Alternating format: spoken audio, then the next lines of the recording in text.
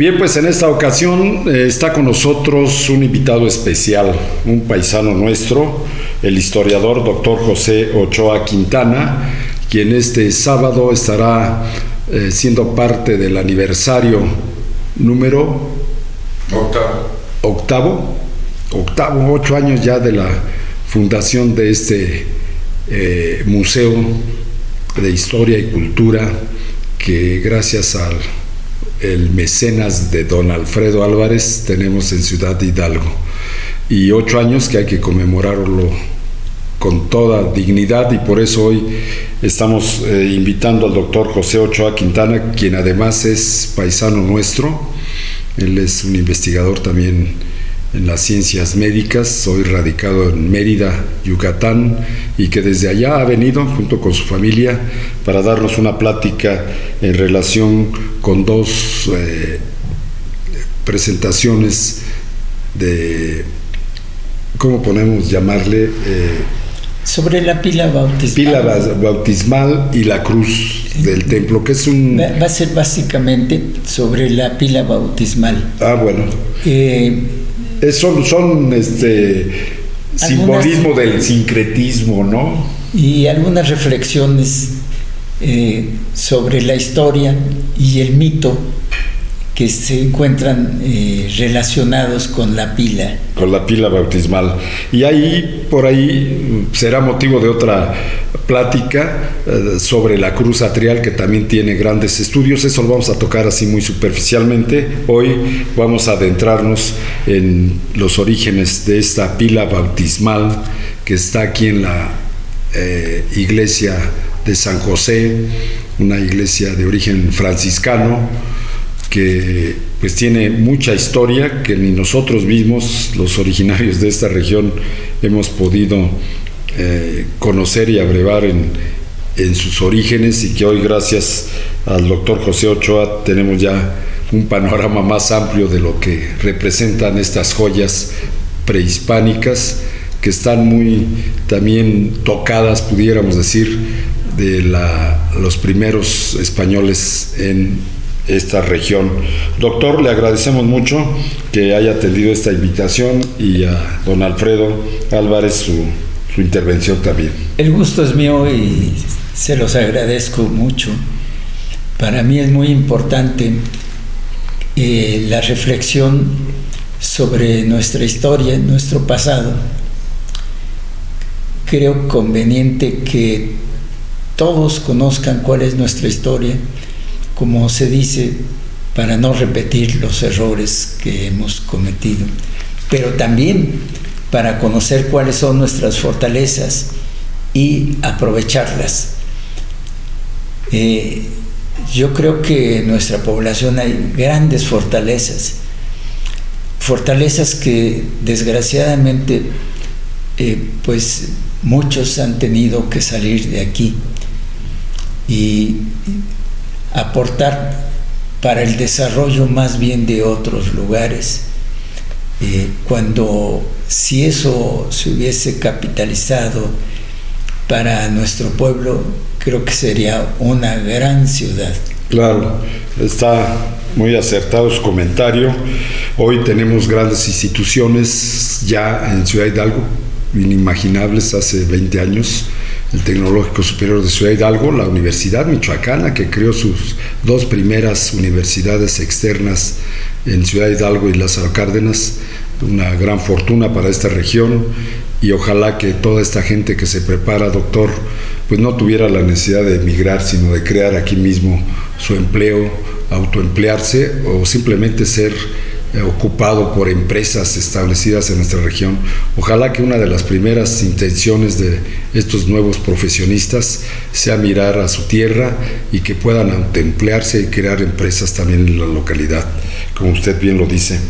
Pues doctor, esta pila bautismal que por ahí todos los días la feligresía católica ve a la entrada de la iglesia de San José, pues a muchos, yo durante muchos años no me representaba nada, lo reconozco, simplemente una piedra tipo pileta, y hasta ahí llegan nuestros conocimientos, entonces sin saber que es un vestigio histórico que nos remonta precisamente a esa época de los tarascos purépechas. Él nos va a indicar toda esta era a partir de cómo y qué representa la pila bautismal.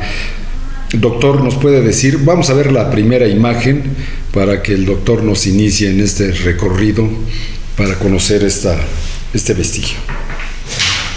¿Podemos acercarla más al centro? Que se vea la parte céntrica. Adelante, doctor. Bien.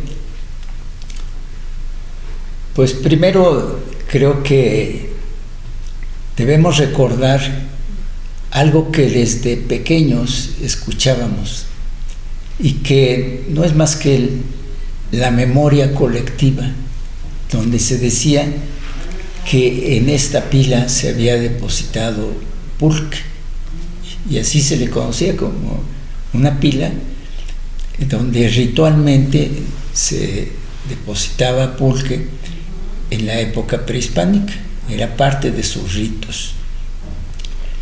Pero se mencionaba, lo recuerdo yo como niño, que allí se había depositado algo de pulque y como parte de una de las vasijas que se les pusieron a los aztecas para que junto y comida y después de simular una festividad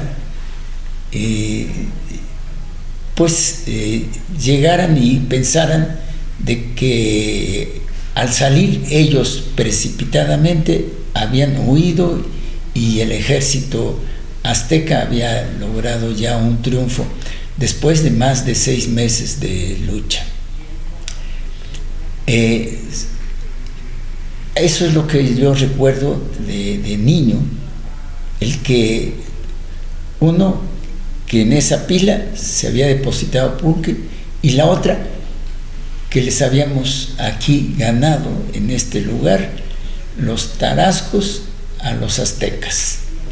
Eso es el primer recuerdo que tengo de niño.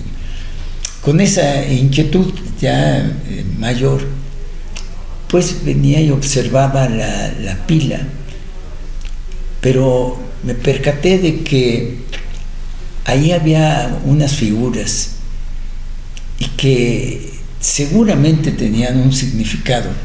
En el mundo indígena todo tenía un significado.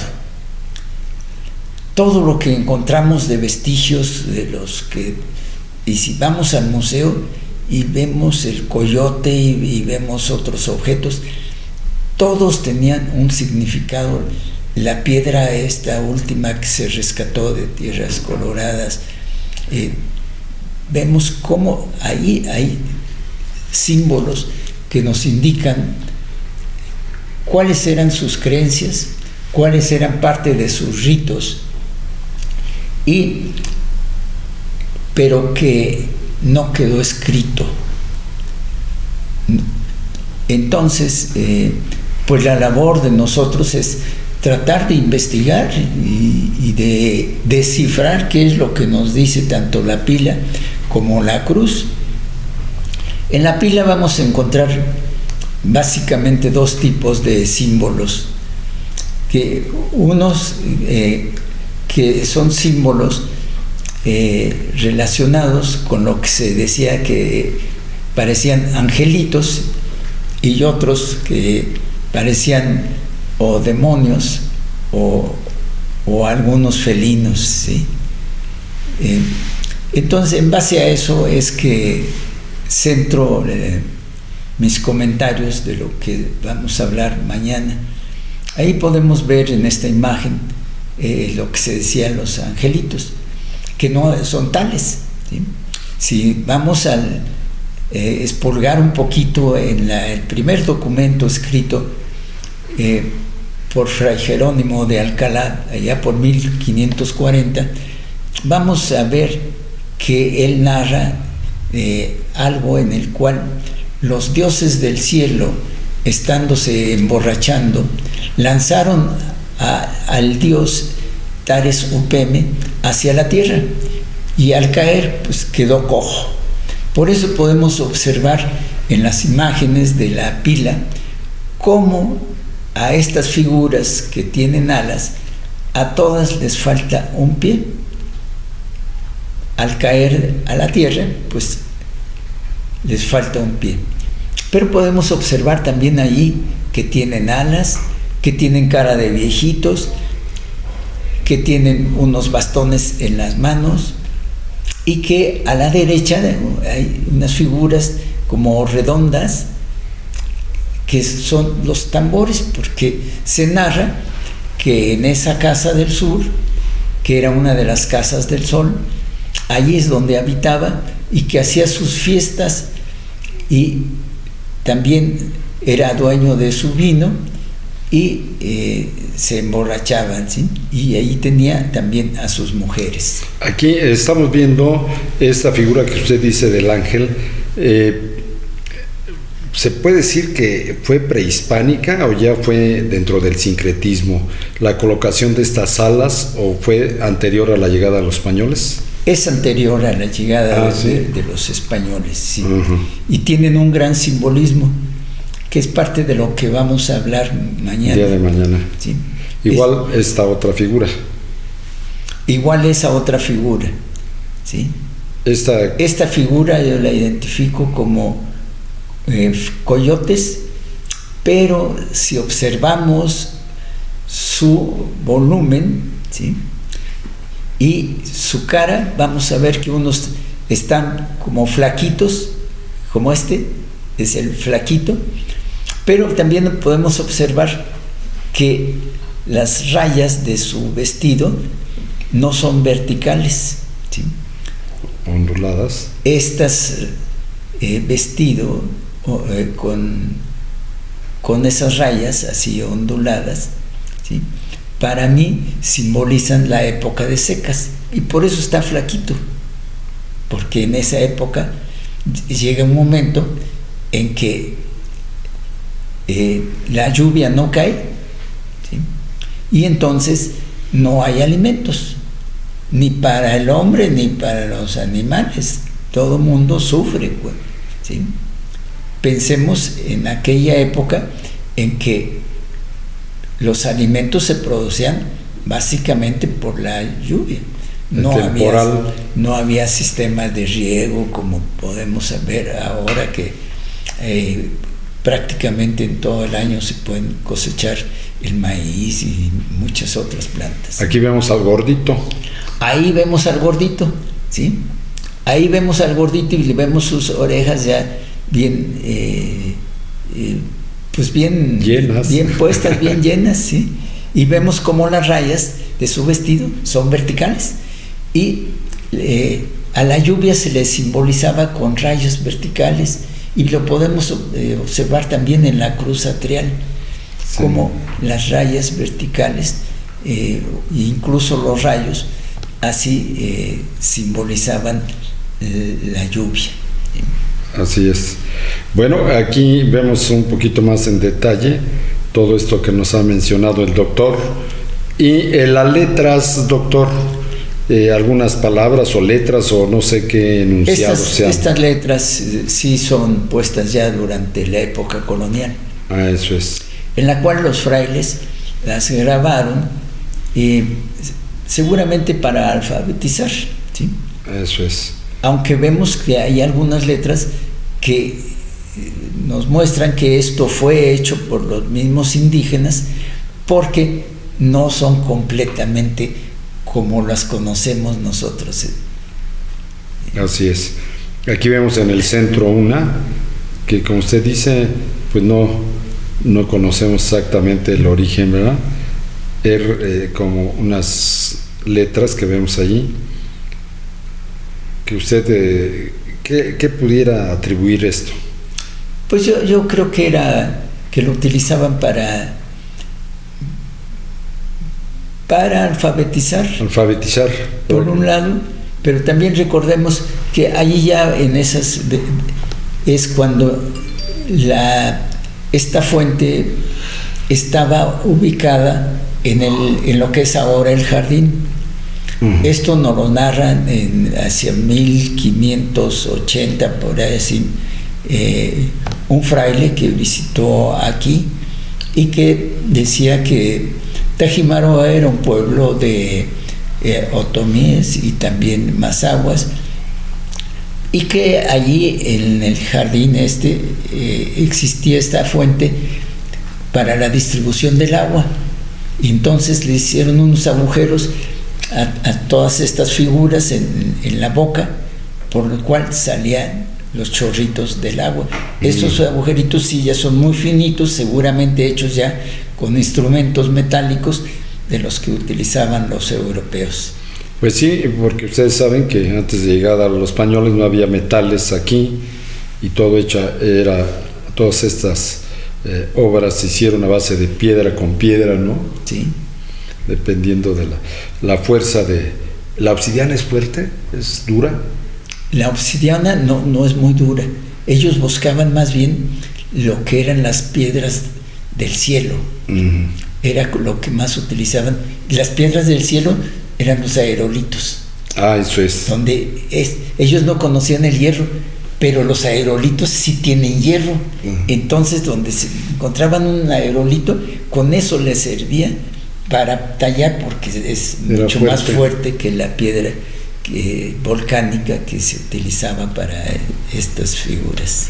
Así es. Esta imagen que nos muestra... Aquí esto es de un códice en el cual podemos observar cómo había un rito en el cual con unos popotes, carrizos perforados, sorbían el pulque. Y arriba vemos a una de sus representaciones de divinidades. ¿Será esta o más arriba? Podría ser eso. Recordemos que había muchas formas de representar a la misma deidad, aunque tenemos que decir aquí que lo que los europeos interpretaban como deidades no siempre era ese concepto lo que manejaba el mundo indígena. El mundo indígena más bien manejaba representaciones de ideas que los europeos los consideraban como deidades. Pudieran ser algunos personajes prehispánicos que tuvieran algún don especial o que practicaran por sus observaciones lo que hoy decimos brujería, ¿o es otra cosa? No, creo que es otra cosa. Creo que es otra cosa. Son más bien representaciones de la naturaleza. Eso es. Sí.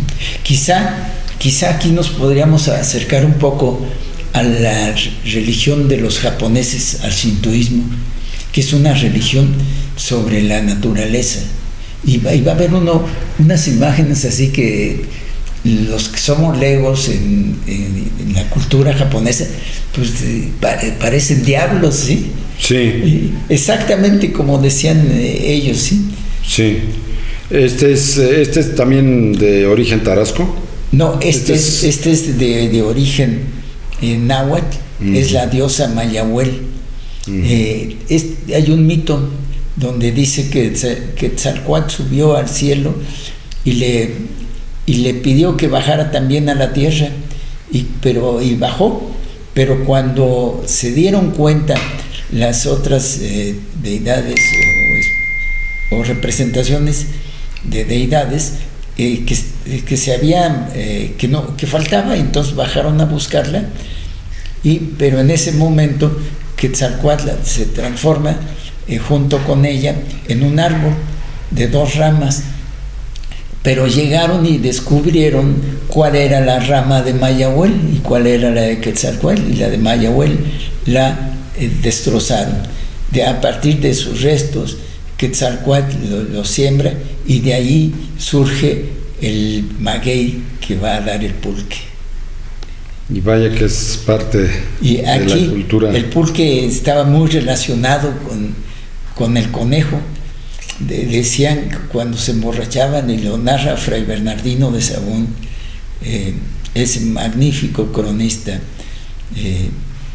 de los primeros frailes que llegaron aquí, allá por 1530 llegó él, y él es el máximo investigador, creo, de la cultura náhuatl, y narra que el pulque tenía relación con la luna. Ahí podemos observar la luna, y recordemos que como a la luna, cuando se habían creado juntos al sol y la luna, como alumbraba mucho, le lanzaron un conejo, y por eso podemos ver esas sombras que observamos en las noches de luna, que pareciera un conejo, ¿sí? Sí. Y por eso está relacionado. Aquí vemos al dios Curicahueri de los tarascos, que tiene toda una mitología, pero también esto le da una idea a la población tarasco, porque los dioses del cielo le dicen: tienes que ser rey de las 4 partes del universo, ¿sí? Y en el centro estarás tú como emperador de todo, y tienes que conquistarlas. De ahí el por qué los tarascos hacían la guerra y conquistaban a tantos pueblos, y eran tan fuertes que los aztecas fueron el único pueblo que no pudo conquistar. Así es. Y bueno, ya ahorita pasamos a una breve comentario, doctor, si usted nos lo permite, de la Santa Cruz o de la Cruz Atrial de San José. Bueno, si quiere agregar algo de lo anterior, no hay problema. No, yo creo que esto... Mañana lo vamos a ver. Sería como una introducción, sí, para algo de lo que vamos a comentar mañana. Aquí la Cruz Atrial, pues vemos una gran cantidad de símbolos. Vemos que tiene 13 crucecitas, y vemos que tiene un disco que desde muchísimos años atrás se le identifica como el disco de Tezcatlipoca, que en los códices siempre se observa que Tezcatlipoca, después de que le gustó la diosa Xochiquetzal, esposa de Tlaloc, entonces dijo: esta mujer tiene que ser mía. Y había un árbol en el cielo que tenía unas hojas que, si las tocaba uno, producían enamoramiento, pero estaba prohibido cortarlas. Pero Tezcatlipoca y Xochiquetzal fueron y las cortaron, y entonces el árbol se quebró. Doctor, entonces esta cruz tiene influencias mexicas, aztecas, o es, yo creo, miren, o es una representación del sincretismo ya de los españoles. Esto ya es una representación del sincretismo. Estamos hablando ya de cuando los frailes tenían en Michoacán unos 30 años. ¿Sí? Entonces, pero aparte, recordemos que los españoles no llegaron a respetar como se hacía en el mundo indígena. En el mundo indígena, los aztecas conquistan o se unen los otomíes de Tajimaroa o los de otros pueblos, los mazahuas, los matlalcingas. No les destruyen sus dioses, se los respetan, nada más les piden que lleven leña al dios Curicahueri. Eso era lo único, pero ellos llevaban leña, con eso se sumaban al pueblo purépecha, pero ellos seguían manejando sus ritos, sus costumbres y lo que podríamos llamarle su religión. Podrían estar sojuzgados, estaban sojuzgados, sometidos, quizás en labores, en cualquier otra cosa, pero le respetaban esa... Sí, y en México Tenochtitlan lo narran Fray Bernardino y los cronistas.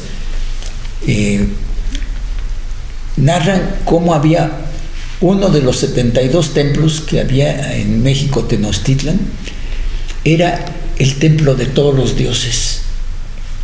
Todos los dioses de los lugares que iban conquistando los aztecas, ahí estaban en ese templo. Podríamos decir esto también de los romanos. Si va uno a lo que se llama panteón, pan de todos, teón, ¿sí? Dioses. Era el lugar de todos los dioses, de todo el imperio romano. No era de que llego y te quito tu dios y te lo destruyo y ya no puedes pensar en eso, y si piensas en eso y quieres repetirlo, te mato. Que fue lo que sucedió aquí con los españoles. Entonces, sí, en esa cruz vemos que están los símbolos cristianos, pero muy hábilmente entre los símbolos cristianos entretejieron sus símbolos.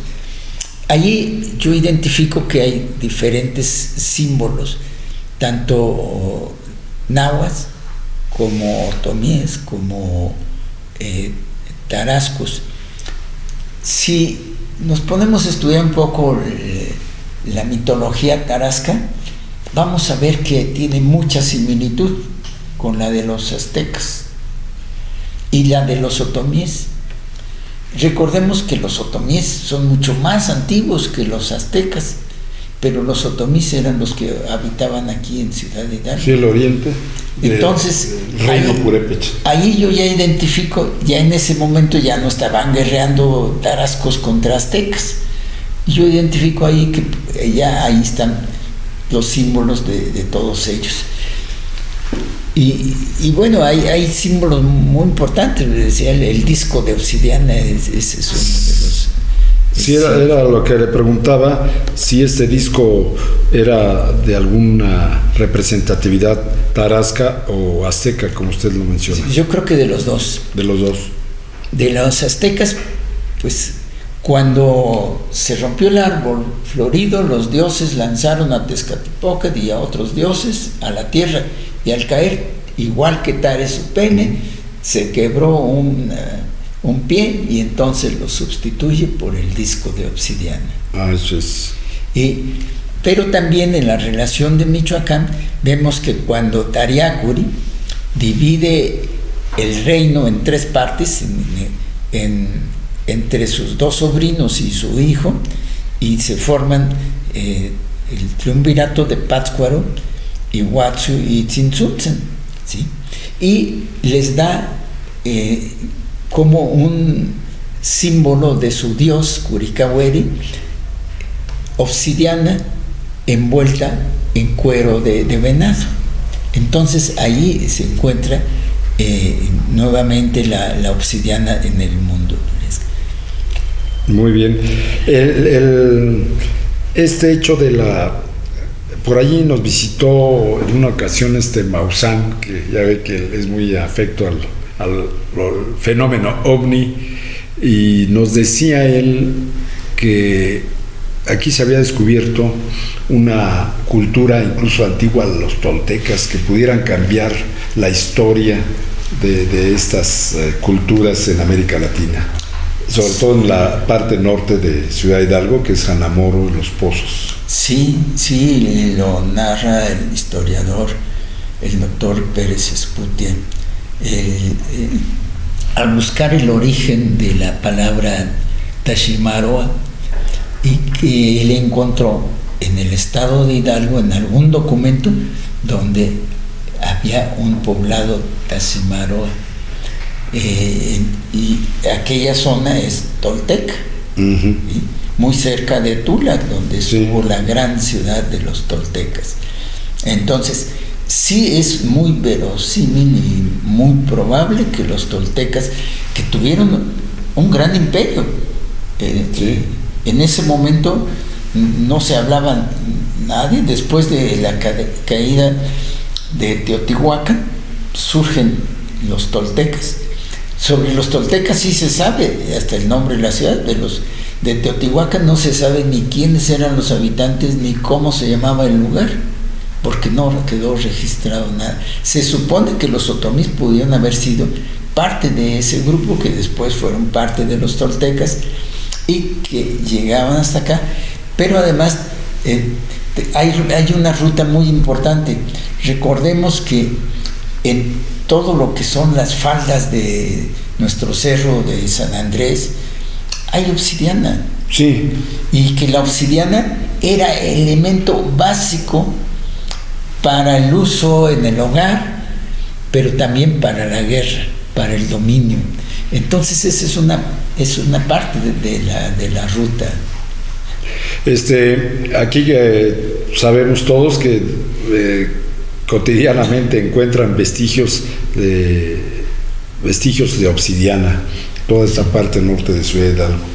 Entonces, pues hay mucho que investigar todavía, y hoy le agradecemos al doctor que nos haya dado una introducción a lo que mañana va a tratar él en su conferencia con motivo del 8º aniversario de la fundación del Museo Tlaximaloyan, y que atinadamente hoy, con la colaboración de la UBAC, ahí bajo la dirección del museo de don Alfredo Álvarez, se están llevando a cabo estos eventos. Así es que mañana, por favor, no dejen de asistir. Estará también el doctor en historia, Ramón Alonso Pérez Escutia, sobre otro tema más reciente en la historia del pueblo michoacano, y el doctor José Ochoa Quintana, detallando todos estos aspectos de lo que es la pila bautismal, y que nosotros, pues, como originarios de esta región, debemos de estar informados qué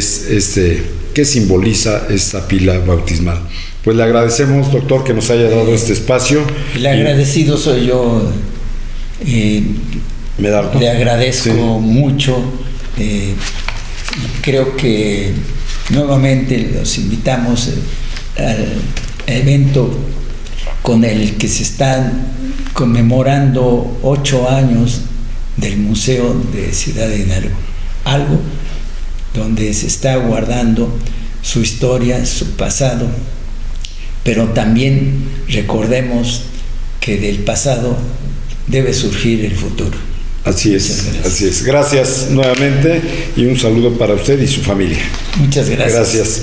Bueno, pues le agradecemos a don Alfredo Álvarez que nos haya puesto en contacto con el doctor Ochoa Quintana, quien pues esperemos que no sea la última vez que esté con nosotros para seguir conociendo más sobre sus investigaciones. Regresamos en un momento.